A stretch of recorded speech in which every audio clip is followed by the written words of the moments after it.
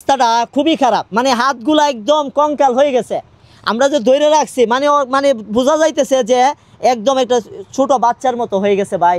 অবস্থাটা খুবই খারাপ, এইভাবে পড়ে রয়েছে 14 বছর যাবৎ, খুবই কষ্টে আছে। এই কষ্টের থেকে উদ্ধার আপনারাই পারেন, কারণ গরিব মানুষ ভাই, টাকার অভাবে চিকিৎসা করতে পারতেছে না।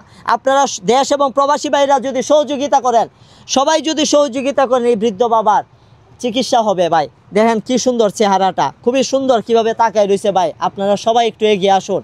আমাদের সাথে আছে বুরহান। বুরহান, কিছু বলো।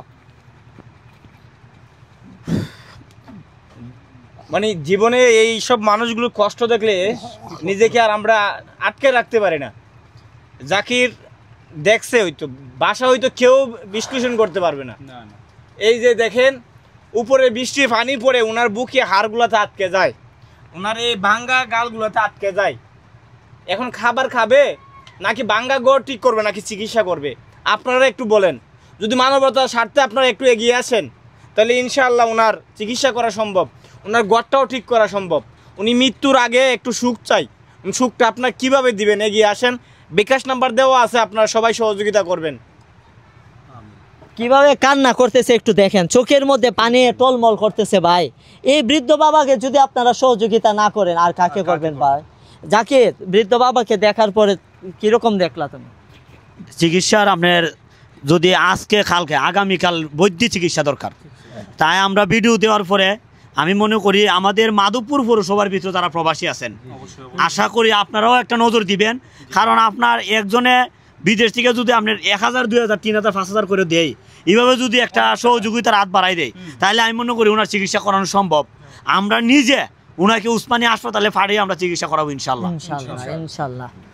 আচ্ছা, নিয়াজ ভাই আসছে ইসলামপুর থেকে, কারণ মানুষ মানুষের জন্য, জীবনের জন্য ভাই, মানবিক কাজের জন্য, মানে কেউ দূরে বসে থাকে না। এই যে নিয়াজ ভাই ইসলামপুর থেকে মাধবপুর পৌরসভার মধ্যে আসছে, রুগীটা দেখার পরে আসলে কথা বলতে গেলে তো অনেক কথাই আসে। এখানে বুরহান, তহিদ, আমার মানবিক ভাই জাকির চমৎকার দৃষ্টিতে কথা বলে গেছেন। যে একটা কথা জাকির বলে গেছে যে আমরা ইমিডিয়েটলি, আমি অন রিকোয়েস্ট করব মাধবপুর পৌরসভার এবং মাধবপুর আমাদের প্রবাসী ভাইয়েরা, এবং আমি আছি আমার বিজয়নগর নিয়ে, বিজয়নগরের প্রবাসী ভাইয়েরা এবং ধনবান ব্যক্তিরা সবাই ওনার পাশে দাঁড়িয়ে আমরা ওনার এই যে দেখেন কি মাসুম চেহারা নিয়ে তাকিয়ে আছেন। একটা মানুষ তখনই মাসুম হয় যখন জন্মের পরে, আবার বৃদ্ধ অবস্থায়ও মাসুম হয়ে যায়। এই প্রমাণিত এই আজকের এই চিত্রে। আর কঙ্কাল অবস্থায় আপনারা দেখেন, এই যদি মায়া না লাগে, কার প্রতি মায়া লাগবে? আজকে দলে দলে সম্মিলিতভাবে ক্ষুদ্র ক্ষুদ্র যে টাকাটা আপনারা দিবেন, এটা বিশালতা হয়ে দাঁড়াবে এই বাবার। দয়া করে আমি আর আপনাদেরকে কিছু বলতে চাই না, শুধু বলতে চাই সাহায্যের হাত দয়া করে। চোখের পানি বলে দিচ্ছে যে ওনার কিরকম মানে কষ্ট হচ্ছে। চোখগুলা যদি একটু দেখেন, পানিগুলা টলমল করতেছে, কিভাবে তাকায় রয়েছে। আপনাদের দেখা যদি বৃদ্ধ বাবাকে একটু মায়া লাগে, আপনারা সবাই একটু এগিয়ে আসুন। প্রত্যেকে অনুরোধ করে বলি ভাই, সবাই একটু ভিডিওটা একটু শেয়ার করে দিবেন।